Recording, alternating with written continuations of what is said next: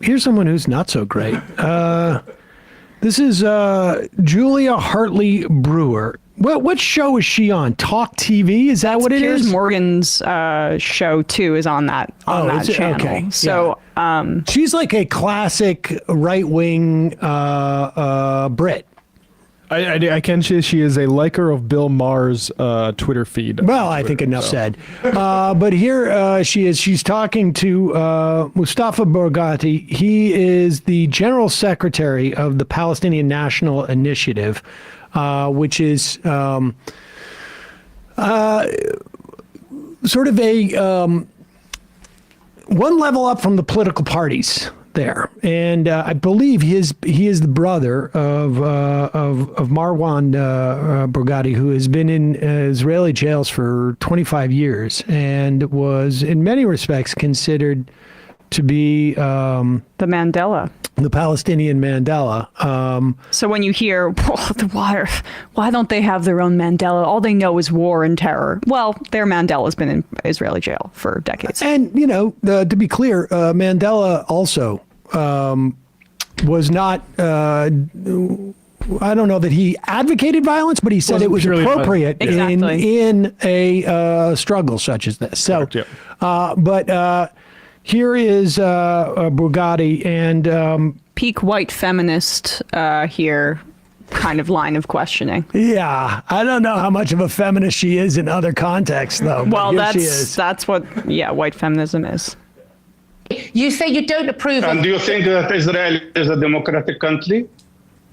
I know that Israel is a democracy. They have elections. No, this man is Pause it. We should also tell you, here's some other countries that have elections. North Korea. Iran. What does she think of... is there any place in the world where they don't have elections? Yeah.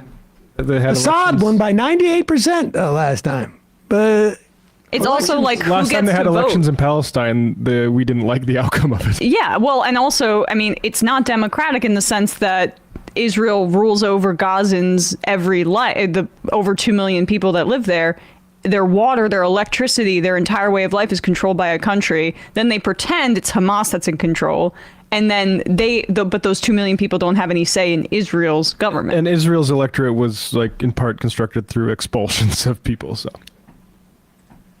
You say you don't approve of... And do you think that Israel is a democratic country? I know that Israel is a democracy. They have elections. No, this man is now has 4 courts against him because of 4 cases of corruption. This man knows if the war stops, we haven't got time to do the entire history of Benjamin Netanyahu, who is not a popular figure in Israel. I'm not here to defend Benjamin Netanyahu. Mustafa, is it possible to... Whenever I speak about Palestinian rights or Palestinian situation, you claim it is history. I'm talking about what's happening today. No, I know. This is not history. Can we just... You talked about how you don't want Israel, you're saying Israel, that October the 7th happened, you're placing that in historical context. I understand that. Please don't say that again. We don't have time for it. You've made that point 5 times already. I don't know what you have time for. Oh my God, for the love of God, let me finish a sentence, man. Maybe you're not used to women talking. I don't know, but I'd like to finish a sentence, sir. Anyway. So, no, you are misleading the public now by claiming I've got 20 seconds left. I'm not even going to bother trying to answer. If you don't think Israel's reaction is acceptable, what would have been an acceptable reaction to you? You've got 10 seconds left. To end occupation and allow peace to prevail for both people. That's their reaction. Brilliant. Yeah. Sorry to have been a woman speaking to you, but there you are, Doctor. Oh, she went after that twice. Yep. She went to that well twice. So she didn't particularly like his response, which in fact really remains the most rational response. And if you wanted to be, extremely generous to her, send in, attack some Hamas leadership. You obviously have the ability to assassinate leaders in Lebanon and in Syria, but create the context for peace. That's But a very that's not- racist reaction. I my God. I don't think that we should, not that you are, but that's what we need to be clear about there is when you hear, we heard That's this the about Emmett Till genre of Full on. weaponizing wartime women's prerogative. Right. I mean, we heard this to justify the invasion and occupation of Afghanistan that we need to protect the women there and women's rights and their ability to go to school. And like, it's true that the Taliban is horrific for women's rights, right?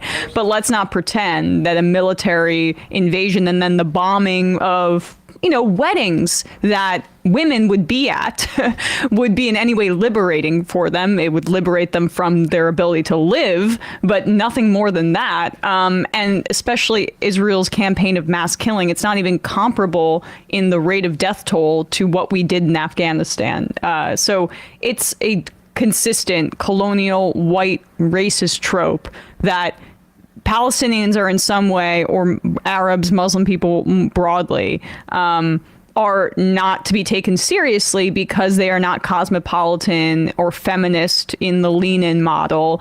It's the same reason you see gay pride flags being draped over Israeli bombs, but to justify killing Palestinians in that way as well. They don't support gay rights. It's just a way to say they're not like you and me. They're a little bit further away from the humanity that you more broadly understand as a white person in this wealthy country. Without a doubt. I mean, yeah. She's trying to otherize him.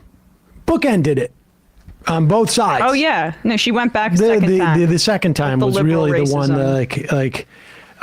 not born out of frustration as much out of strategy. And I as don't much think she as was- self-victimization too, which I can't stand. And she wasn't banking on him being able to like actually finish his answer in under 10 seconds. And so she couldn't respond like, oh, and the occupation and that sort of stuff. Well, no. She starts You're laughing. being sexist. Yeah, I mean, and that's also it too. Victimizing herself within the context of conducting an interview with somebody who represents a people that have no political rights or ability to like get their message out there except to go on these shows. And I can't stand white women victimizing themselves and then using their racist ideology as justification for it. I mean, this is why you have conversations with people who aren't even political and who are on the right side of things, even like patriarchy. But if you say the words white feminism to them, they know what that means, almost, unless they are like a problematic white feminist. Well, I mean, yeah, exactly. You just read any intersectional feminist and you would see why that kind of line of questioning is deeply problematic and really undercuts more broad feminist liberation, because in the end, even though she's saying that it's like just about him and his Arab patriarchy there, it serves to dehumanize Arab women as well. It's so depressing to like think of all the people who represented Palestine and just wanting to try to get that across of like, yes, there's an occupation going on that the world doesn't seem to recognize. And then being met with, you're a terrorist or you are a misogynist or a Right. sexist is horrible.